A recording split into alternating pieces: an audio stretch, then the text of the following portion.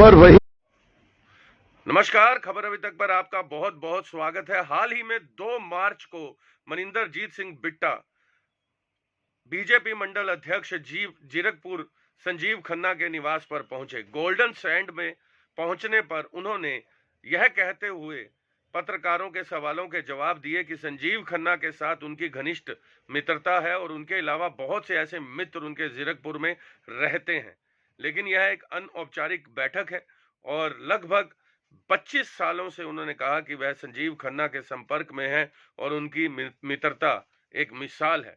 साथ ही उन्होंने तिरंगे के अपमान में भी पत्रकारों के सवालों के जवाब दिए। उन्होंने कहा कि तिरंगा हमारे देश की शान है और ताज है तिरंगा इस देश का, और पहली बार देश में ऐसा हुआ है कि तिरंगे का अपमान सामने आया है। और साथ ही उन्होंने देश के प्रधानमंत्री श्री नरेंद्र मोदी की तारीफ करते हुए कहा कि धारा 370, 3 तलाक और राम मंदिर को लेकर जो लोगों में उत्साह दिख रहा है प्रधानमंत्री को लेकर, ये अपने आप में ही एक काबिले तारीफ बात है। साथ ही उन्होंने एक बात और कही कि आने वाले समय में देश के प्रधानमंत्री इस देश में नहीं बल्कि विश्व में इस देश का नाम ऊंचा करेंगे। आप यह बैठक की कुछ तस्वीरें देखें एक्सक्लूसिवली खबर अभी तक पर, क्योंकि खबर वही जो सत्य है। जय हिंद, जय भारत। मैं तो अज मेरे बड़े भरा चौधरी साहब के अज घर मेरा बड़ा पुराना आशीर्वाद इन्होंने दिता। मैं उन्होंने अच्छा तो आया सी भी अज खन्ना साहब नाल भी साडा बहुत पुराना रिश्ता है 92, 91, 93 का। मैं कहा अज उन्होंने भी दर्शन करने और अज खन्ना साहब के ऑफिस के भी उन्होंने चाह पर बुलाया। मैं बड़ा धन्यवादी हाँ। खन्ना साहब का बड़े नेक इंसान ने, सोशल काम करते हैं। मेरा भी दिल किया भी मैं उन्होंने जाके जरूर अपना सहयोग दिया। बेटा जी, जो देश इस टाइम हालात चल रहे ने उन्होंने कुछ थोड़ा जा चानना पाओगे तो उत्ते ठीक है ना, खून ना सजाया हुआ तिरंगा झंडा और शहीदा ने खून दिए भारत माता और उत्ते तिरंगा झंडा लहरा रहे जिसकी पहचान है भारत माँ हिंदुस्तान। दुनिया जो कोई भी फॉरेन मिनिस्टर, राष्ट्रपति कोई आता है वो पहला आके इस भारत की मिट्टी नूं, खून ना सजी मिट्टी नूं, तिरंगे झंडे नूं देख के सलूट करता है कि ये साडे मुल्क की पहचान है। जो साडे आज़ादी की जिथे नहीं रखी गई, वो जिथे पहले प्रधानमंत्री पंडित जवाहर नेहरू ने उन्होंने सलामी दी, जिथे लाल बहादुर शास्त्री जी, जिथे बाबा साहब अंबेडकर जी, जिथे सरदार पटेल जिन्हों का सपना अधूरा हूँ नरेंद्र मोदी जी ने 370 धारा हटा के पूरा किया। उस तिरंगे झंडे का अपमान हो जाए, सच्चा कोई हिंदुस्तानी तो उन्हें बर्दाश्त नहीं कर सकता। असी इंसान है कि अज नहीं तो कल जाने। तेरा वैभव अमर रहे महाव दिन चार रहे ना रहे। मैनू पूछो तू कौन है? मगर मेरा धर्म भारत मां, मेरी जात बंदे मातरम। तो मेरे खून चो निकलिया नारा, बंब चलते रहे, नारे निकलते रहे। कौन बिट्टा, कौन किसान, कौन कोई होर, कौन कपड़े का व्यापारी, कौन पॉलिटिशियन, केड़ी पोलिटिकल पार्टी। तेरा वैभव अमर रहे महाव दिन चार रहे ना रहे। उन्होंने आड़ के कोई तिरंगे झंडे का अपमान कर जाए तो तिरंगे झंडे को अज असी कला छड्डी जाइए। तिरंगा झंडा कला नहीं छड्डिया जा सकता। प्रथम राष्ट्र है, उन्होंने शक्तियों, उन्होंने ताकतों असी कह देना चाहते हैं ये 2020, 2021 का भारत है। इत्थे हर चीज़ बर्दाश्त हो सकती है, हर जुल्म बर्दाश्त हो सकता है, हर अपमान बर्दाश्त हो सकता है। लखां गालां कढ़ियां ना नरेंद्र मोदी जी ने, बेचारे ने साडा की बिगाड़िया। हुणगे बीजेपी दे आपां की लेना? असी लखां गालां कढ़ियां। इन्नी गल कर शाइना बाकी ने उन्होंने कढ़ी जिन्हें राम जन्म भूमि का निर्माण किया, जिन्हें 370 धारा हटाई। होणगे बीजेपी दे आपां की लेना? हिंदुस्तान के प्रधानमंत्री भी होणगे पर जो उन्होंने कर्म किए चंगे। राम जी ने उन्होंने सेवा दी भी तू अपने हत्थां नाल मेरे चरण फड़ के ते मैनू बिठा। 500 साल का इतिहास असी वो भी नहीं समझते।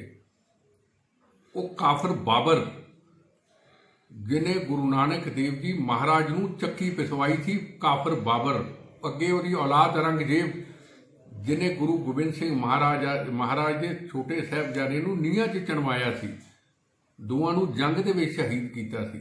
ਇੰਨੀਆਂ ਕੁਰਬਾਨੀਆਂ, ਸ਼ਹਾਦਤਾਂ ਦਾ ਇਤਿਹਾਸ ਔਰ ਕਾਫਰਾਂ ਦਾ ਨਾਮੋ ਨਿਸ਼ਾਨ ਔਰੰਗਜ਼ੇਬ ਔਰ ਬਾਬਰ ਦਾ ਮਿਟਾ ਦਿੱਤਾ। ਅਸੀਂ ਉਹਦਾ ਅਹਿਸਾਨ ਕਿੱਥੋਂ ਭੁੱਲ ਸਕਦੇ?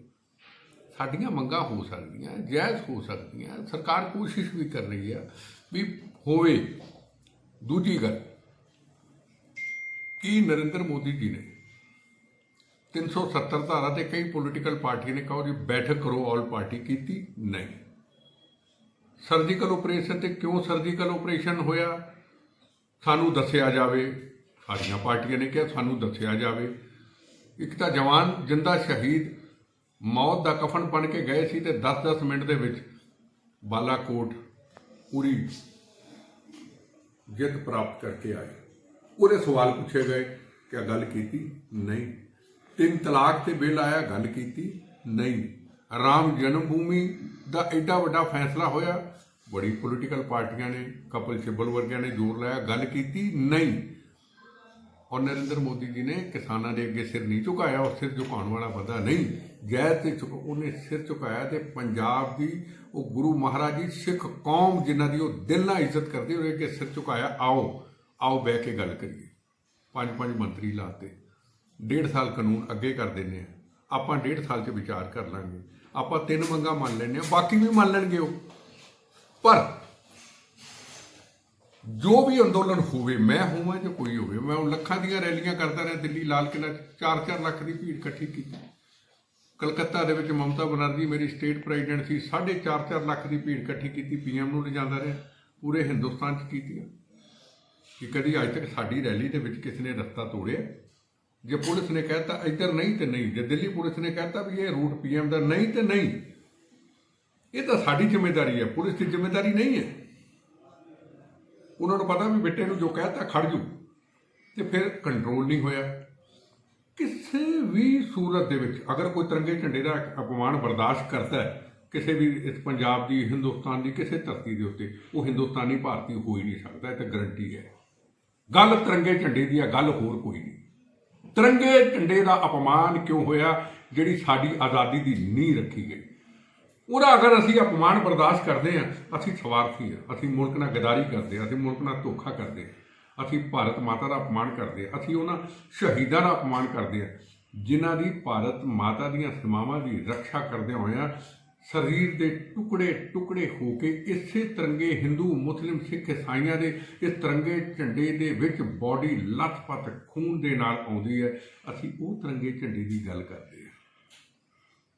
ਬੰਦਾ ਕਵੇ ਮੈਂ ਵੱਡਾ, ਤੇ ਫਿਰ ਉਹਦੀ ਮਰਜ਼ੀ, ਉਹ ਦੇਸ਼ ਨਾਲ ਉਹਨੂੰ ਪਿਆਰ ਹੀ ਨਹੀਂ। ਮੈਂ ਤਾਂ ਕਹਿੰਦਾ ਤਿਰੰਗਾ ਝੰਡਾ ਵੱਡਾ। ਹੁਣ ਤਿਰੰਗੇ ਝੰਡੇ ਨੂੰ ਤੁਸੀਂ ਸਾਈਡ 'ਤੇ ਕਰ ਦਿਓ ਤੇ ਕਹੋ ਜੀ ਅਸੀਂ ਵੱਡੇ, ਤੇ ਫਿਰ ਠੀਕ ਹੈ। ਉਹ ਤਾਂ ਦੇਸ਼ ਦੀ ਉਹ ਧਰਤੀ ਸਵਾਲ ਪੁੱਛੇਗੀ। ਇਹ ਦੇਸ਼ ਕੋ ਇਕੱਲਾ ਇੱਕ ਦੇਸ਼ ਨਹੀਂ, ਇੱਥੇ ਸਾਡੇ ਗੁਰੂਆਂ ਨੇ ਕੁਰਬਾਨੀਆਂ ਦਿੱਤੀਆਂ। ਰਾਮ ਜੀ ਦਾ ਦੇਸ਼ ਹੈ, ਗੁਰੂ ਗੋਬਿੰਦ ਸਿੰਘ ਜੀ ਦਾ ਦੇਸ਼ ਹੈ, ਗੁਰੂ ਤੇਗ ਬਹਾਦਰ ਹਿੰਦ ਦੀ ਚਾਦਰ ਦਾ ਦੇਸ਼ ਹੈ, ਉਹਨਾਂ ਦੇ ਸਾਹਿਬਜ਼ਾਦਿਆਂ ਦਾ ਦੇਸ਼ ਹੈ, ਇਹ ਭਗਤ ਸਿੰਘ ਦਾ ਦੇਸ਼ ਹੈ, ਇਹ ਚੰਦਰ ਸ਼ੇਖਰ ਆਜ਼ਾਦ ਜੀ ਦਾ ਦੇਸ਼ ਹੈ, ਇਹ ਲਾਲਾ ਲਾਜਪਤ ਰਾਏ ਜੀ ਦਾ ਦੇਸ਼ ਹੈ। ਅਸੀਂ ਦੇਸ਼ ਨੂੰ ਆਪ ਬਣਾ ਲਿਆ, ਅਸੀਂ ਕਾਨੂੰਨੀ ਆਪ ਬਣਾ ਲਏ ਵੀ ਜੋ ਅਸੀਂ ਕਹਿੰਦਾ ਇੱਦਾਂ ਨਹੀਂ। ਇਹ ਤਾਂ ਦੇਸ਼ ਨਹੀਂ ਚੱਲਦਾ। ਦੇਸ਼ ਵੱਡਾ ਹੈ।